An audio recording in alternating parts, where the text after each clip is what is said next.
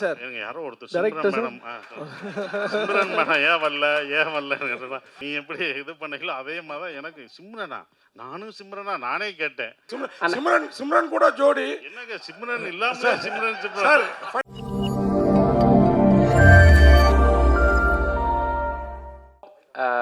பட குழுவினரிடம் நீங்கள் வந்து கேள்விகள் கேட்கலாம்.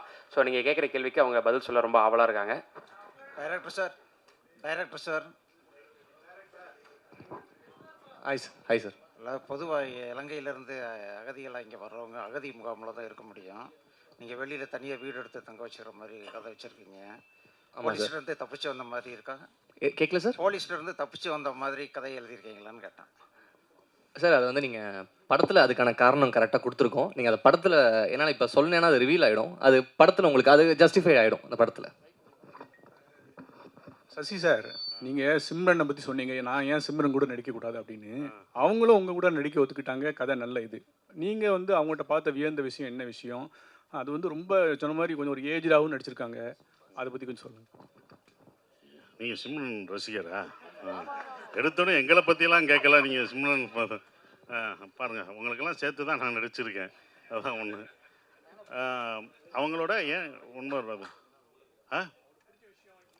ஓகே பிடிச்ச பர்ஃபெக்ஷன். அவங்க சூப்பர் பெர்ஃபார்மருங்க. அவங்க இப்போ வரைக்கும் ஹீரோயினாக நடிக்கிறாங்க. ஏன் அந்த பெர்ஃபார்மன்ஸ் தான்.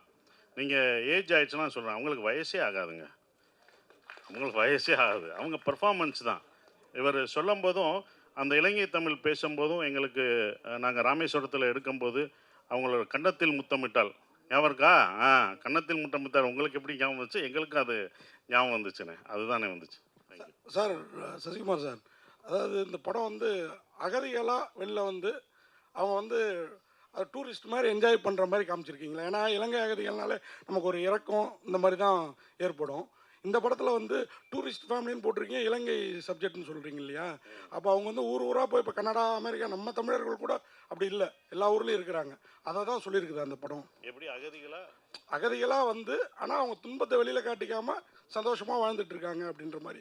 அது நீங்கள் படம் பார்க்கும்போது தான் அதை பார்க்கணும். ஏன் வந்தாங்க, என்ன டூரிஸ்ட்டுன்னு எதை மீன் பண்ணுறோம் அப்படின்றது நீங்கள் இப்போ ரிவீல் பண்ண முடியாது. நீங்கள் இப்போ எல்லாமே ஒரு லைட்டராக தான் சொல்ல முடியும். ரொம்ப நாங்கள் வந்து உணர்ச்சிபூர்வமாக இதை ரொம்ப இன்னும் சொல்ல முடியாது. சென்சார் இருக்குது, எல்லாமே இருக்குது உங்களுக்கு. அதெல்லாம் அதனால தான் இதை வந்து ஒரு லைட்டராகவே அந்த படத்தை நாங்கள் சொல்லியிருக்கோம் சார். அதே மாதிரி இப்போ டூரிஸ்ட் ஃபேமிலி ரிலீஸ் ஆகும்போது நேற்று டூரிசம் பிளேஸில் அவ்வளோ பெரிய மனித தாக்குதல் நடந்திருக்குது காஷ்மீரில். நீங்கள் வந்து எல்லா மதமும் சம்மதம் அப்படின்னு அயோத்தியில் கூட நடித்து ரொம்ப எல்லாருக்குமே பிடிச்சிருந்தது. இந்த மாதிரி சூழலில் இந்த மாதிரி டூரிஸ்ட் ஃபேமிலி படம் வெளியில் வர்றப்போ உங்களோட கருத்து, அதாவது இதுலேயும் அன்பை தான் வலியுறுத்துறோன்னு சொன்னீங்க. ஹியூமனிட்டி தாங்க எப்போதுமே அது முக்கியமான ஒரு விஷயம். நாங்கள் வந்து அதில் தான் நான் வந்து இந்த படத்துலையும் சொல்லியிருக்கோம், மனித இதில் தாக்கக்கூடாது, ஒவ்வொரு மனிதனும் யாராக இருந்தாலும் தாக்கக்கூடாது, தவறான ஒரு விஷயம். ஹியூமனிட்டி ரொம்ப முக்கியம். இதில் அன்பை போதிக்குது. இதெல்லாம் பார்க்கும்போது கொஞ்சம் மாறுவாங்கன்ற ஒரு நம்பிக்கை தான், அவ்வளோதான். சத்யனா சார் வந்துட்டியா? வா. இல்லை, கொஞ்ச நாள் முன்னாடி தக் லைஃப் ஆடியோ லான்ச் நடந்தது. அதில் பார்த்தீங்கன்னா உலகநாயகன் வந்து ஹிந்திலாம் பேச வரல, பொலிட்டிக்கல் ஆகிடும் அப்படின்னு சொல்லிட்டு இங்கிலீஷில் பேசணும்னு சொன்னார். ஆனால் இப்போ நீங்கள் சொன்னீங்க ஆங்கிலத்தை விட தமிழை கற்றுக்கணும்னு சொல்கிறீங்க. நீ அங்கே வம்புழுக்காத. இங்கே வந்து இது வந்து டூரிஸ்ட் ஃபேமிலி. ஏன்னா இங்கே டூரிஸ்ட் ஃபேமிலியை பற்றி தான் பேசணும். நீ இப்படி தான் எல்லாத்துட்டையும் வாங்கி கட்டுற. உன்னை சிவராஜ்குமார் சாரும் உன்னை தானே கேட்டார். இவர் தானே அன்னைக்கு நான் கை தட்டினது நான் தான். அதுக்கப்புறம் வேற யாரோ சொன்னாங்களே, மொத்த கம்மி பரிசியா இங்கே பாரு. இங்கே இல்லைம்மா, இது டூரிஸ்ட் ஃபேமிலி. டூரிஸ்ட் ஃபேமிலிக்கு தக் லைஃப். இது என்னுடைய கருத்து. என் கருத்தை தான் நான் சொல்ல முடியும். இது என்னென்னா ஆங்கிலம் கற்றுக்கணும், ஆங்கிலம் கற்றுக்க வேணான்னு சொல்ல. இப்போ நான் என்ன சொன்னேன்னா, அங்கே உள்ள மாணவர்கள் ஆங்கிலம் கற்றுக்கிட்டு இருக்காங்க, ஆனால் தமிழை மறந்துட்டாங்கன்னு சொல்கிறோம். அதுதான் கமல் சார் தலைவரும் அதை தான் சொன்னார். ஓகேங்களா? அப்போ அவரும் அதை தான் சொன்னார். ஆங்கிலம் நீங்கள் கற்றுக்கக்கூடாதுன்னு சொல்ல, ஆங்கிலம் கற்றுக்கோங்க, ஆனால் தமிழையும் உங்கள் கலாச்சாரத்தையும் கல்ச்சரையும் மறக்கக்கூடாது. மொழி தானங்க நம்மளை அடுத்து இழுத்துட்டு போக முடியும். நம்ம மொழி அழிஞ்சிருச்சுன்னா, ஏன்னா என் கூட வந்த ஒருத்தவர், அவர் பையனோட வந்தார். அந்த பையன் இங்கிலீஷ் மட்டும்தான் படிக்கிறான், பேசுகிறான். என்கிட்ட பேசிகிட்டே இருந்தால். அவன் எந்த தமிழ் படமும் பார்த்ததில்லை, ஒன்லி இங்கிலீஷ் மட்டும்தான் பேசிகிட்டு இருந்தான். அப்போ அவர் ஃபீல் பண்ணி சொன்னார், நாங்கள் எங்கள் நாட்டை விட்டு வந்துட்டோம், ஆனால் இவன் வந்து இதை தான் கதைச்சி கொண்டு இருக்கான் அப்படின்னு சொல்லிட்டு இருந்தார். இதை மட்டும் கதைச்சிட்டு இருக்கான், இங்கிலீஷ் மட்டும்தான் கிடச்சது, அடுத்த கல்ச்சர் தெரிலன்னு. அவங்க பார்க்கணும். அவங்களுக்கு ஆல்ரெடி ஆங்கிலம் தெரியுதில்ல, ஆனால் தமிழ் உன்னுடைய மொழியை கற்றுக்கோன்னு சொல்கிறதுக்கான ஒரு விஷயமா தான் நான் நினைக்கிறேன். சசியண்ணே, ஆனால் இங்கே தொடர்ச்சியாக வந்து ஏஜ்டாகவே நடிக்கிறீங்க. உங்கள் கதைக்கு வரவங்கள வந்து உங்களுக்கு ஏஜ் தான் கேட்குறாங்களா, இல்லை இதுக்கப்புறம் வந்து நீங்கள் ஹீரோஸாக இதை பண்ண போகிறீங்களா? ஆனால் ஏஜ்டுனா கமல் சார் அப்பயே இது பண்ணிட்டாரு. இது அப்பயே கமல் சார் படங்கள் கடல் மீன்கள்லாம் பார்த்துருக்கீங்களா? நான் பார்த்துருக்கேன். நாயகன் பார்த்தீங்களா? கடல் மீன் எல்லாமே அப்படி தான். ஏன்னா இப்போ எந்த நடிகரும் இந்த பையனுக்கு பையனை அப்பாவை நடிப்பாங்களா? நடிக்க மாட்டேன். நானும் நடிக்க மாட்டேன்னா இப்படி ஒரு படத்தை நான் மிஸ் பண்ணுறேன்னா? இந்த படத்தை நான் கொண்டு போகிறது ஒரு 5 பேர். அயோத்தி படம் பார்த்துட்டு அவங்களுக்கு தெரியும், அயோத்தி படம் பார்த்து அயன் பதர் யாராவது நடிப்பாங்களா? நடிக்க மாட்டாங்க. ஏன்னா சண்டை கிடையாது, எதுவும் கிடையாது, சும்மா வண்டி ஓட்டணும், கடைசி ஒரே ஒரு வார்த்தை தான். அதுக்கு தான் நான் அயோத்தி பார்த்துட்டு கவர்மெண்ட்டில் ஒரு இதே போட்டாங்க. எனக்கே அது தெரியாது. ஒருத்தவங்க நான் ஒரு ஃபங்க்ஷன் போகும்போது அந்த ஆஃபீஸர் சொன்னாங்க, கவர்மெண்ட்டில் சார் உங்கள் அயோத்தி உங்களுக்கே தெரியாமல் ஒரு நல்லது பண்ணியிருக்கீங்க. என்ன கவர்மெண்ட்டில் ஆர்டர் என்ன போட்டிருக்காங்கன்னா, இந்த இறந்தவங்களை கொண்டு போகிறதுக்கு இத்தனை சர்டிஃபிகேட் இருக்குல்ல, அதெல்லாம் ஈஸி பண்ணிட்டாங்க. 1 லட்சமோ 2 லட்சமோ அவங்களுக்கு மானியம் கொடுத்து இத்தனை பேர் இருக்காங்க, உங்களால் 500 பேர் உங்களுக்கே தெரியாமல், அவங்க சொல்கிறாங்க உங்களுக்கே தெரியாமல் 500 பேர் பயனடைஞ்சிருக்காங்க, நீங்கள் நல்லது பண்ணியிருக்கீங்க 500 குடும்பத்துக்குன்னு சொன்னாங்க. இது எனக்கு தெரியவே இல்லை. இது ஒரு 2 வருஷம் கழிச்சு தான் எனக்கு தெரியுது. இது ரொம்ப சந்தோஷமாக இருந்தது. அப்போ இந்த மாதிரி ஒரு படங்களில் நடிக்கிறதுக்கு நீங்கள் என்ன 70 வயசு தாத்தா வேஷம் போட்டாலும் போட்டுருவேன், அவ்வளோதான். நம்ம வேஷம் போட தானே வந்திருக்கோம், அதுதானே நம்ம வேலை. திடீர்னு காலேஜ் பையனாக போவேன், அடுத்த படத்தில் காலேஜ் பையனாக நடிக்க வைப்பாங்க. காலேஜ் ஒன்று அப்போ ஏன் காலேஜ் பையன் நடிச்சுன்னு கேட்பீங்களா? கேட்க முடியாது. அது நான் நடிப்பேன்ட்டுவேன், அதுக்கு தான் அது, அவ்வளோதான். சசி சார் இங்கே யாரு இங்கே என்ன? ஐயோ என்னண்ணே? இல்லை, சென்னை வந்து எல்லாரையும் வாழ வைக்கிற அன்னை. நீங்கள் மதுரையிலேருந்து சென்னைக்கு வந்து இங்கே வந்து எஸ்டாப்ளிஷ் ஆகிட்டு திரும்பவும் வந்து ஊருக்கே போய் பழப்பு நடத்துறீங்களே, என்ன காரணம்? அப்புறம் இந்த இயற்கை விவசாயத்தை மேற்கொண்டு வரீங்க, அதுக்கு என்ன காரணம்? அதுக்கப்புறம் வந்து ஸ்டுடியோ ஒன்று நீங்களும் சமுத்திரக்கனியை கட்டுறது தான் முன்னாடி சொன்னீங்க. இந்த 3 கேள்விக்கு வரிசையாக பதில் சொல்லுங்க. இது வேணாம், ஒரு கேள்விக்கே ரொம்ப தாகாது நீங்கள். ஆனால் முதல் கேள்வி வந்து சென்னையில் வந்து இது பண்ணுறோம், என் சொந்த ஊர் அதானே, என் வீடு அதுதானே. டெல்லிக்கு ராஜானாலும் பள்ளிக்கு புள்ள தானே, என் ஊருக்கு தானே நான் போக முடியும். ஸோ என்னுடைய ஊர் என்னுடைய இடம் அப்படின்றனால நான் அங்கே போயிட்டேன். அது விவசாயம் அங்கே இருக்குது, என்னுடைய குடும்பம்லாம் அங்கே இருக்கனால நான் அங்கே போயிட்டேன். வேறு ஒன்றும் இல்லை. இது இங்கே வந்துட்டோம் அங்கிட்டோம்ல, என்ன இருந்தாலும் அங்கே தானே நான் போகணும் அப்படின்றதில் அங்கே இருந்தோம். சென்னையில் அந்த நானும் சமுத்திரம் கரெக்டாக உங்கள்கிட்ட சொன்னோம், ஒரு ஸ்டுடியோ கட்டணும், கண்டிப்பாக அது பண்ணுவோம். அதற்கான வேலைகள் ஒரு இடம் வந்து அது ஃப்யூச்சரில் நாங்கள் கட்டலாம்னு யோசிச்சுருக்கோம். அது பண்ணோம். ஏன்னா அங்கே வந்து எல்லா இதையும், ஏன்னா இப்போ நாங்கள் அங்கே போயிட்டோமே, இதையும் எடுத்துகிட்டு போயிட்டோம்னா எடிட்டிங்கு டப்பிங் எல்லாம் எடுத்து போனால் ஈஸியாகிடும். அதுதான் அது பண்ணுறோம். சசி சார், இந்த படத்தில் ஒரே நிமிஷம் மணி சார், இந்த படத்தில் ரொம்ப முக்கியமாக ஒரு விஷயம் வச்சுருக்கீங்க. வல்வெட்டித்துறை அப்படின்னு ஊர்லேருந்து அந்த ஃபேமிலி வருது வச்சுருக்கீங்க. அந்த வல்வெட்டித்துறை எவ்வளோ வரலாற்று முக்கியத்துவம்னு எல்லாருக்கும் தெரியும். இந்த ஈழத்தமிழுடைய வழியை வேதனைகளை தமிழ் சினிமா சரியாக பதிவு பண்ணிஇருக்குன்னு நினைக்கிங்களா? நாங்களாம் ஃபேஸ்புக்லேயோ விஷுவல் சோசியல் மீடியாவில் எதாவது போட்டால் கூட பிளாக் பண்ணியிருந்தாங்க, அது பேர் போட முடியல, ஃபோட்டோ போட முடியல, அதுக்கான வாய்ப்பே இல்லை. அதை பற்றி என்ன நினைக்கிறீங்க சார்? பதிவு பண்ணலை சார், பண்ணவும் முடியாது சார். நீங்கள் ஃபேஸ்புக்கில் போட்ட லெட்டருக்கே இப்போ பிளாக் போடுறாங்கன்னா, படமாக நாங்கள் எடுத்தால் கட்டு தான் போடுவாங்க. ஸோ அப்போ அது முடியாது. ஏன்னா அதை இந்த மாதிரி படங்கள் மூலம் தான் கொஞ்சம் கொஞ்சமாக லைட்டர்வே எடுத்துகிட்டு தான் வர முடியும். நாங்கள் ரொம்ப ஸ்ட்ராங்காக அந்த இதை நீங்கள் சொல்கிற விஷயங்களை ரொம்ப வழியாக அதை சொன்னோம்னா அதை வந்து எடுத்துகிட்டு போனோம். அது சென்சார் இதுதான் ஆகும், சென்சார் கட் ஆகும். இது நம்ம இந்திய அரசாங்க சென்சார் இருக்குது, அந்த தணிக்கை குழு பண்ணுறபடி நம்ம இது பண்ணோம். ஸோ அப்போ அந்த மாதிரி படங்கள் எடுக்கும்போது அதை கட் பண்ணுவாங்க. அது ஒன்றும் பண்ண முடியாது, அது மாறினா தான் நாங்கள் எடுக்க முடியும். அதான் 2 கொஸ்டின்ஸ். ஒன்று வந்து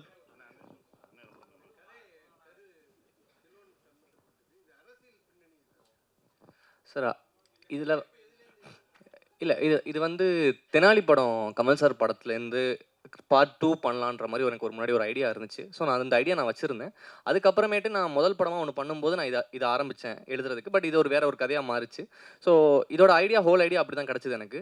அண்ட் இது அரசியல் பேசியிருக்கோன்னு கேட்டிங்கன்னா, நாங்கள் அரசியல் பேசணுன்ற ஒரு விஷயத்தில் இது வந்து படத்தில் வந்து நாங்கள் இதெல்லாம் பேசணும் அப்படின்றதெல்லாம் நாங்கள் பேசல. ஆனால் அரசியல் இல்லாத ஒரு படம் இல்லைன்னு நினைக்கிறேன் நான். அந்த விஷயத்தில் நாங்கள் என்னென்ன அந்த கதையே உங்களுக்கு ஒரு விஷயம், உங்களுக்கு வந்து மேலோட்டமாக சில விஷயங்கள் உங்களுக்கே சொல்லிட்டு வந்துகிட்டே இருக்கும். ஸோ நாங்கள் அரசியல் பேசணும், வாங்க இதில் வந்து பேசலாம் அப்படின்ற மாதிரி நாங்கள் இந்த படத்தில் எதுவுமே பண்ணல. ஒரு ஃபீல் குட் ஃபேமிலி ட்ராமா, ஒரு சந்தோஷமாக பார்க்குற ஒரு படமாக தான் நாங்கள் இதெல்லாமே பண்ணியிருக்கோம்.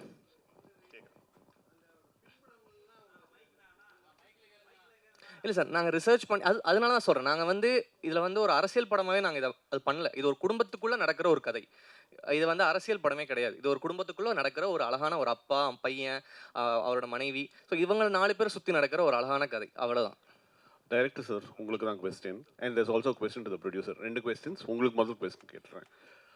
இந்த படம் எடுக்கும்போது இங்கே பேசின எல்லாரும் என்ன சொன்னாங்கன்னா, முதல்ல அவங்க கிட்ட எப்படி நீங்கள் நரேட் பண்ணீங்களோ எந்த மாறுதலும் இல்லாமல் அதே சொன்ன மாதிரியே எடுத்திருக்கீங்க அப்படின்னு. அப்போது அந்த அளவுக்கு கிளாரிட்டி இருக்குது அப்படின்னா, இது எங்கேயும் நேரில் பார்த்தது தான் நான் வந்து இந்த கதையை வந்து உங்களுக்கு டைரெக்டாக எங்கேயும் ஒரு இன்ஃப்ளூயன்ஸ் இது வந்து இப்படி தான் இருக்கும் அப்படிங்கிறது உங்களுக்கு எங்கேயுமே ஐயம் இல்லாமல் இது இப்படி தான் நடக்கும் அப்படின்னு வந்து சர்டன்ட்டி இருக்குன்னா, நீங்கள் எங்கேயும் நேரில் விட்னஸ் பண்ணியிருக்கீங்க, இல்லை ஒரு ஸ்பார்க் கிடச்சிருக்கணும் அப்படின்னு நினைக்கிறேன். அந்த மாதிரி ஏதாவது இருக்கா? 1. 2, ப்ரொடியூசருக்கு இது ரொம்ப நல்ல படம். ட்ரெய்லர் வந்து காட் இஸ் இன்ட்ரெஸ்டட். இப்போ நீங்கள் டீசர் ரிலீஸ் பண்ணும்போதே வந்து நிறைய பேர் வந்து நீங்கள் இது பண்ணாமையே வந்து நிறைய பேருடைய அட்டென்ஷன் வந்து இது வாங்குச்சு. But it's coming on May 1 and retro is releasing on it.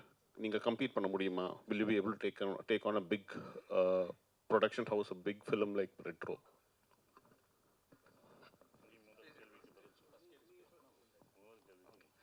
Sir, முதல்ல விஷயம், இது உலகம் ஃபுல்லாக இது நடந்த ஒரு விஷயந்தான். இது வந்து ஒரு குடும்பத்தை பற்றின ஒரு கதை கிடையாது. இது உலகம் ஃபுல்லாக நடந்துக்கிட்டு இருக்க ஒரு விஷயந்தான். இன்ஃப்ளூயன்ஸாக எனக்கு நிறைய விஷயங்கள் இருக்குது. எனக்கு பர்சனலாகவே சில கனெக்ஷன்ஸ் இருக்குது. அண்ட் இன்னொரு விஷயம் என்னென்னு, சாரி, அடுத்து என்ன கேட்டிங்க நீங்கள்? அதுக்கு ஓகே. இல்லை சார், ஆக்சுவலி உங்களுக்கு தெரியும், இப்போ வந்து இல்லை சார், என்னென்னா இப்போ வந்து ஓடிடி இருக்கிறதுனால இப்போ நம்ம டிசைட் பண்ணுறதே இல்லை சார் டேட்ஸ் எல்லாம். இப்போ வந்து நார்மலாகவே இப்போ நம்ம ஒரு சர்டனான ஒரு கம்பெனிக்கு படம் கொடுத்துருக்கோம்னா அவங்களோட ஸ்லாட் இருக்கும். லைக் இப்போ அந்த ஒரு நிறுவனம் படத்தை வாங்கியிருக்காங்க, அந்த நிறுவனத்தை வந்து மே கடைசியில் இந்த படம் ஓடிடியில் வரணும், நாங்கள் அந்த மாதிரி தான் சைன் பண்ணி கொடுத்துருக்கோம். ஸோ அதனால் எங்களுக்கு வேறு வாய்ப்பு இல்லாமல் தான் சார் பண்ணுறோம். ஸோ வந்து காம்படேட் பண்ணுன்ற எண்ணங்களே இல்லை, ஏன்னா அது மிகப்பெரிய படம். ஸோ நாங்கள் ஒரு படம் பண்ணியிருக்கோம் சார். இதுதான், வேறு எந்த ஒரு காம்படிஷன்ன்ற ஸ்பேஸ்க்கே இடம் இல்லை சார். இது என்டையராக வந்து ஒரு வேறு வழி இல்லாமல் எங்களுக்கு இந்த டேட் தான் அவைலபிளாக இருக்குது. அதனால தான் சார் இந்த படத்தை நாங்கள் பண்ணுறோம் இந்த டேட்டில், வேறு எதுவும் இல்லை.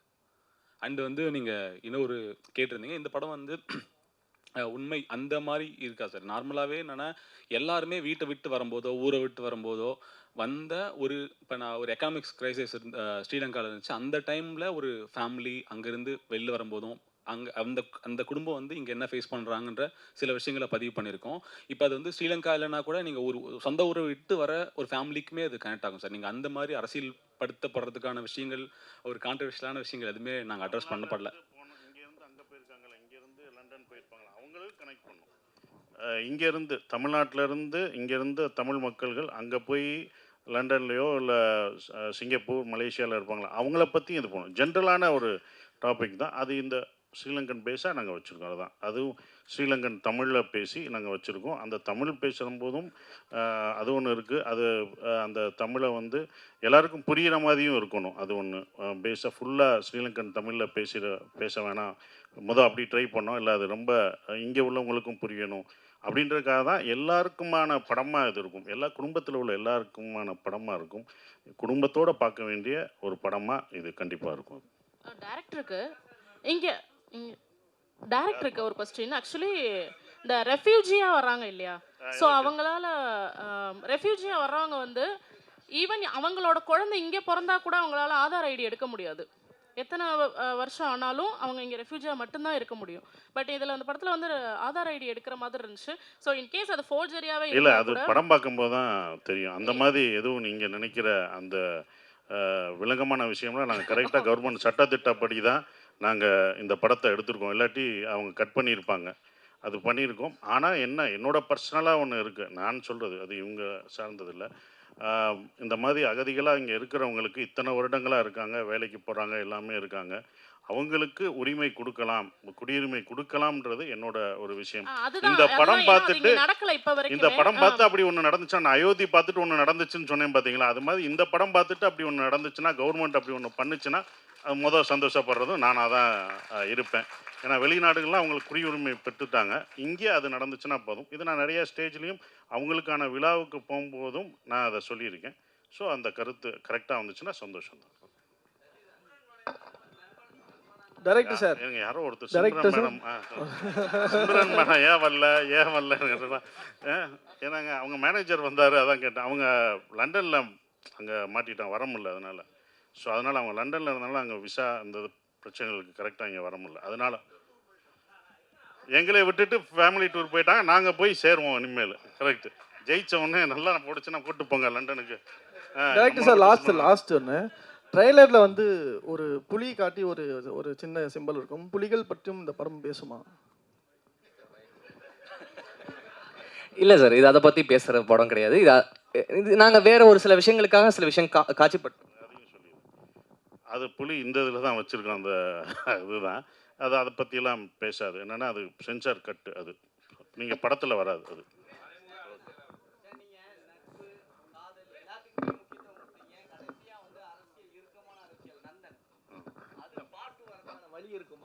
கண்டிப்பாக அந்த டைரக்டர்கிட்ட சொல்லியிருக்கோம். அது பார்ட் 2 எடுக்கிறதுக்கான வேலை பார்த்துருக்கேன். ஏன்னா கணி சார் எப்போ பார்த்தாலும் அதை சொல்கிறது, நந்தன் பார்ட் 2 பண்ணுங்கள், இன்னும் வந்த பிறகு என்ன நடக்குது அப்படின்றத சொல்லுங்கன்றாங்க. அதுக்கான இது சொல்லியிருக்கோம். அது டைரக்டர் பண்ணாருன்னா கண்டிப்பாக பண்ணுவோம். சசியண்ணே, இப்போ நீங்கள் ஸ்டேஜில் பேசும்போது சொன்னீங்க நாங்களாம் வந்து சிம்ரனுக்கு ஹீரோ நடிக்கக்கூடாதுன்னு சொன்னீங்க. நீங்கள் தான் அவங்கள வந்து அப்ரோச் பண்ண சொன்னீங்களா? எனக்கே ஷாக்கு தான்ப்பா.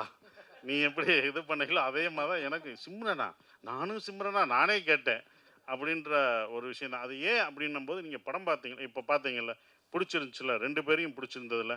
அது மாதிரி இன்னும் ரொமான்ஸ் சீன்லாம் வச்சுருக்காரு. அதெல்லாம் இன்னும் படம் சப்போர்ட்டில் எங்கள் படம் ஹீரோயினை நாங்கள் தானங்க இது பண்ண முடியும். என் படத்து ஹீரோயினு அது என் கூட நடிச்சிருக்காங்க. அவங்களுக்கு நான் தானே கொடுக்க முடியும். நாங்கள் தானே கொடுக்க முடியும்லாம். அதே மாதிரி சிம்ரன் கூட ஜோடி. என்னங்க சிம்ரன் இல்லாம ஃபைனலா சிம்ரன் கூட ஜோடி. ஆனா 2 பசங்க சில சமயத்துல குடும்பத்துல நம்ம பசங்களே நம்ம கொஞ்சம் இடைஞ்சலா இருப்பாங்க. அந்த மாதிரி ஃபீல் பண்ணீங்களா எங்கேயாவது? புரியல சார். சிம்ரன் கூட ஜோடி. ஆனா வந்து சில சமயத்துல குடும்பத்துல நம்ம பசங்களே நமக்கு இடைஞ்சலா தெரிவாங்க சில சமயத்துல. அந்த மாதிரி இங்க ஃபீல் பண்ணீங்களா? கண்டிப்பா அது படத்துல சீன்ல வரும். பாருங்க, கண்டிப்பா பாருங்க. அதை சொல்ல மாட்டோம். சீனை பாருங்க. அண்ணே ஓகேண்ணே, முடிச்சிடலாண்ணே. ஓகே, சிம்ரன் மேன கேட்டதா சொல்றேன். ஓகே அண்ணா இருங்க, ஒரு ஃபோட்டோ செஷன்.